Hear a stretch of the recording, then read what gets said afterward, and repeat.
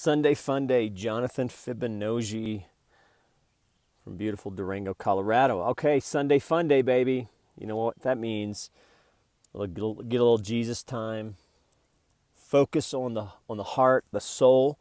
I think the Bible, or depending on what you're reading, the Message. That's what I'm reading. Has this quote or passage, whatever you want to call it, and it says, boom.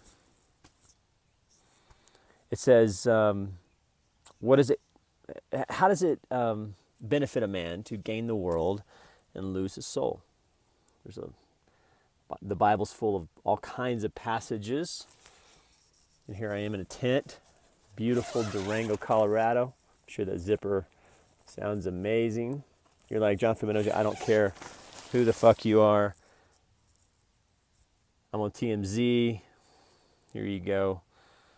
And now you want to talk to me about Jesus and this Jonathan Livingston Seagull and who did take the pictures. You know, as a photographer, I think it's important.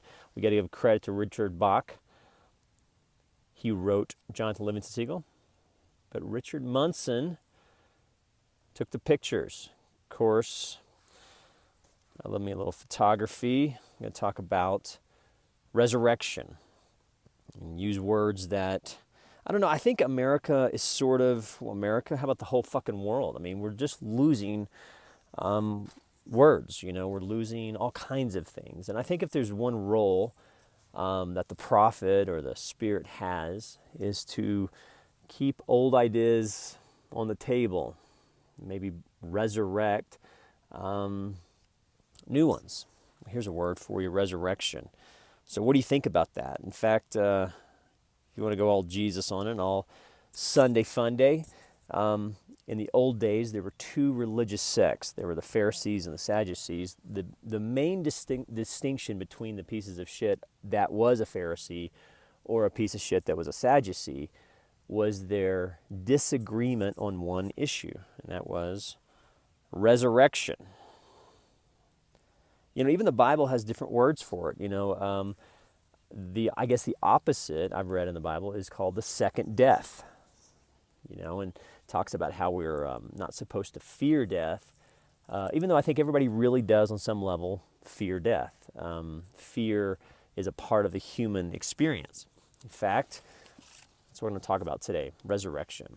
So kind of turn my YouTube channel a little away from typical blah blah stuff, you know, where John Fibonojji is showing you his amazing photography, and just talk about resurrection.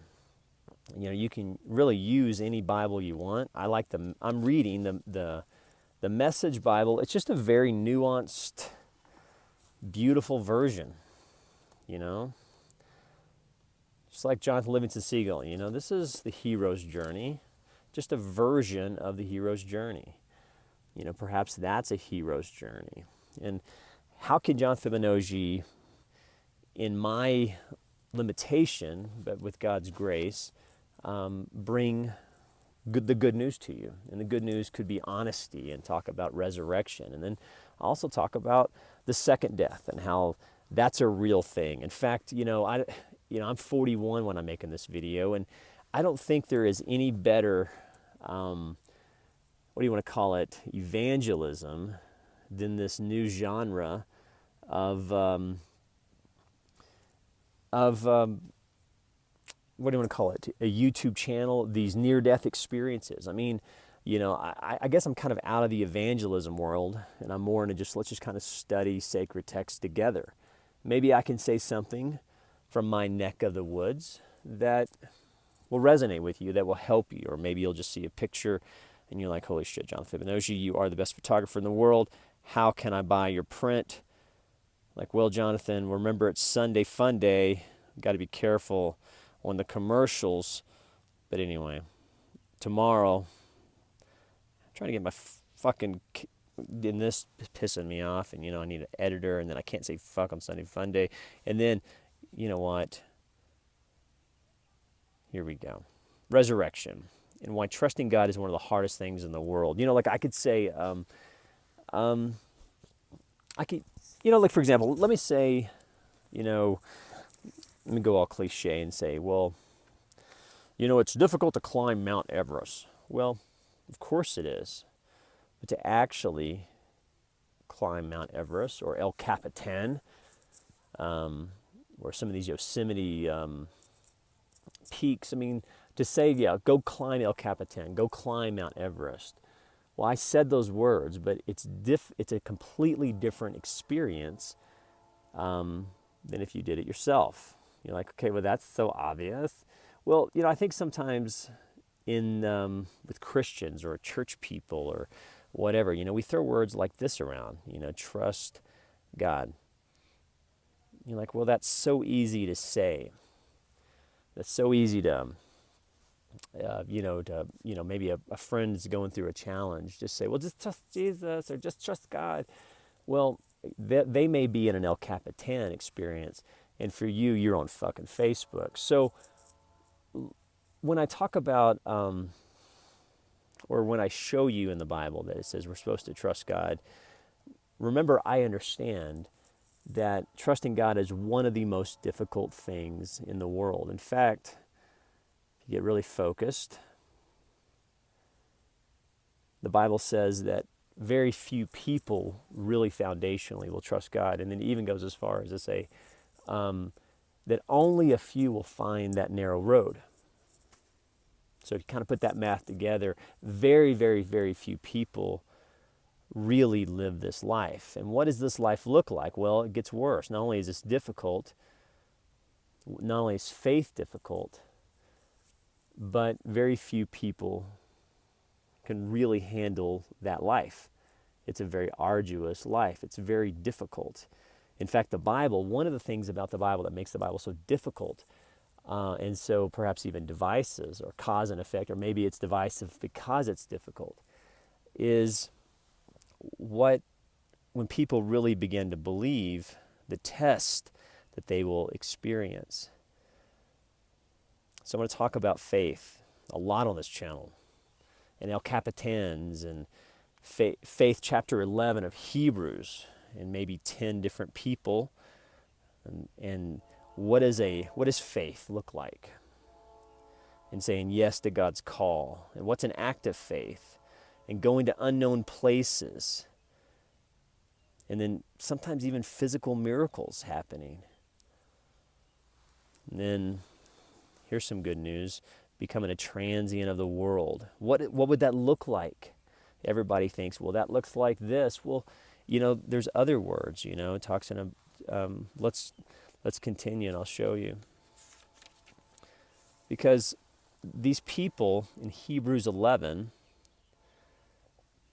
they lived hard lives because they wanted resurrection.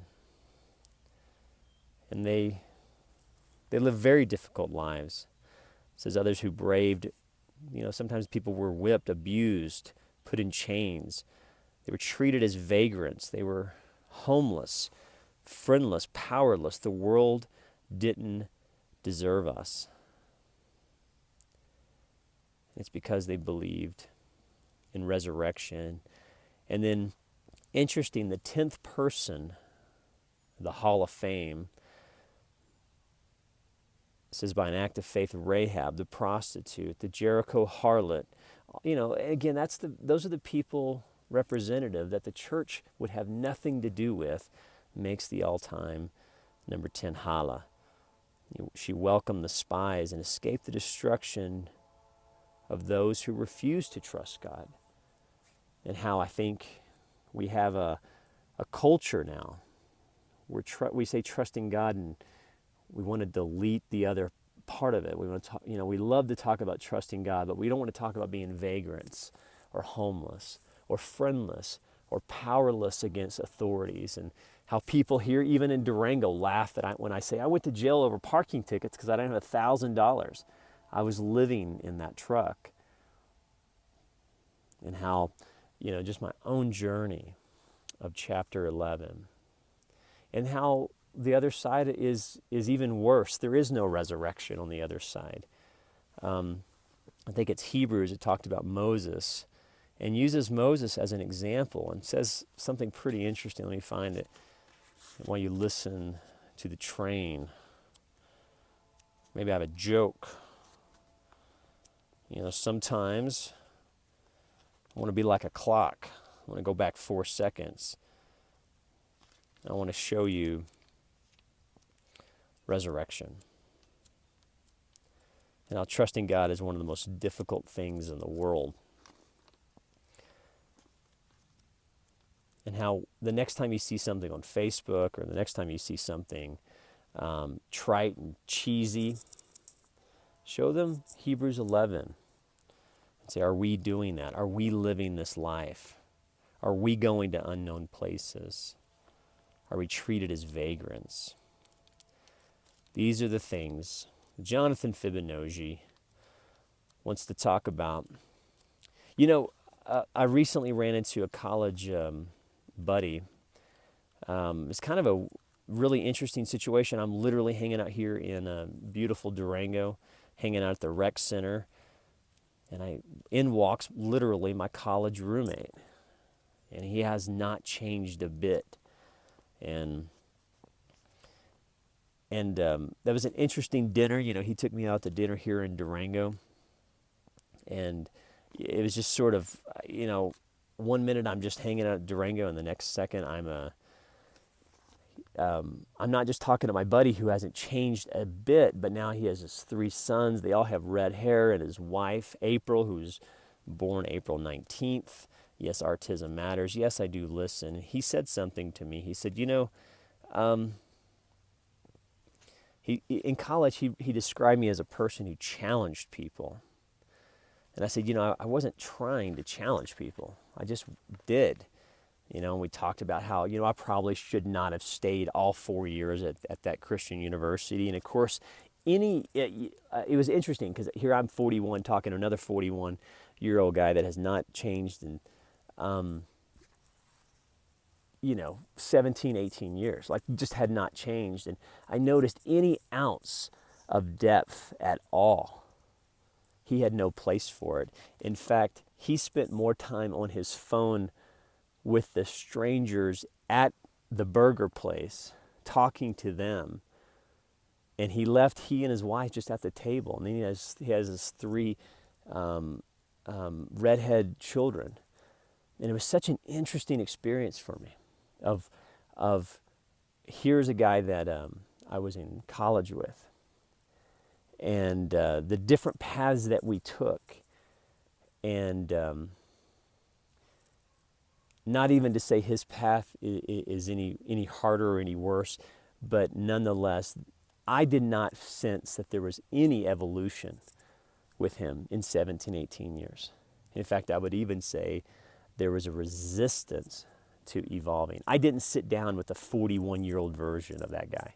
I sat down with a 17, 18-year-old version that had not changed and talked to his wife. And I just said to him, as he's showing strangers pictures on his phone, I said, has he changed at all? Or does he ever stop and just, is he ever present? And he said, no. She said, no, never. And then eventually that other conversation faded out, and he came back here, and I kissed him on his cheek goodbye. I kissed him because, you know, he lives in Alaska now, and he gave me this beautiful fish. It was a wonderful, like delicious Alaskan trout. It was a gift to me, and there was no discord at all. But it was interesting how that God put that together. And I literally was just hanging out at the Durango Rec Center, you know. And you run into somebody you haven't seen 17, 18 years. You know, if you're 40, you need to be a little bit different than when you're 30. And when you're 20, you need to be a little bit different than when you were 10. And when you're 25, you need to be there needs to have been some maturity and evolution between 15 and 25. What's my point?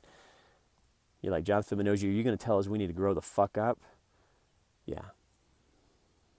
But I'm going to say it hopefully with some jokes and hopefully with some gentleness, because a second death is not gentle. The second death is, according to what I read, is irreversible. and trusting God and trusting the words of the words of God. These are difficult things. But there is a beauty to it. And it's spacious. And it's good. But it's not easy. And it's a free life. And it means focusing on things that are not of our own self, or even the spirit of mammon. And who's even having that discussion of the spirit of mammon anymore? And when was the last time in your church you even heard the spirit of mammon addressed? In fact, I would like to know. Email me, americano417@gmail.com. You know, sometimes things just need a decent burial. That could be a dead religion, an old religion, and a dead marriage, an old marriage, a friendship. Just give it a decent burial, kiss it goodbye. Like John Fibonojji, you're starting to sound a little bit like Dr. Seuss, the places you'll go. I said, well, you know, when Jesus came to this beautiful earth, he said, let the little children come unto me. And he spoke like this, and he spoke to these people and to the enlightened people, and even the Fibonojjis.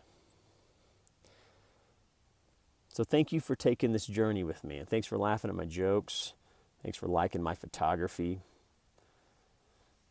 But if there's anything you get from this channel, if you miss this one thing, I want to be very clear about it. There is a God.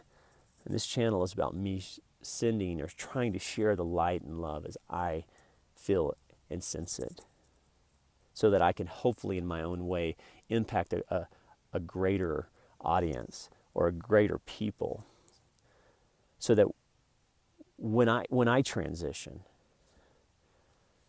people can at least say, you know, he did talk about that.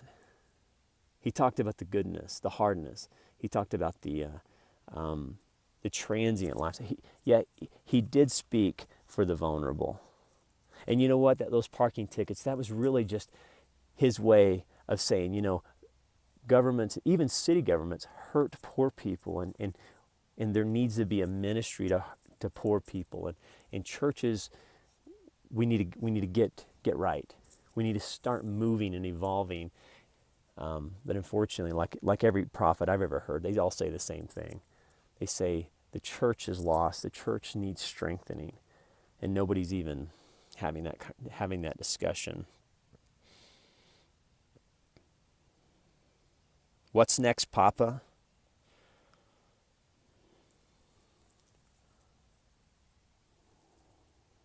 Thank you for taking this journey with me.